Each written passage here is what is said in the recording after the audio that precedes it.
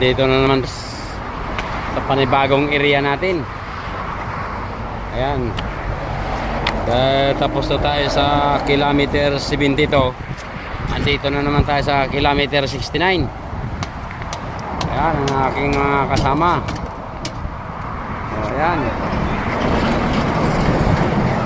Ngayong araw March 11, 2026.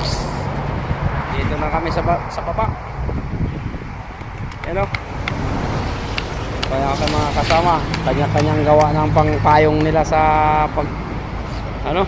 Oh. Guys, shout out muna sa iyo guys. Hello. Si Bangon. Shout out sa mga gwapo. Ayan, sa mga gwapo daw, shout out. Yan, yung mga palaban natin mga kasama sa tag-init. Walang susuko, walang ahon hanggat walang nahuling isda. Muro kami. Doon lang mabilis tayo mga kapatid. Ayan, ayan tayo guys. Dahil tapos na yung ating kilometer 72. Dito na naman tayo. Binigyan ulit tayo ng project sa kilometer 69.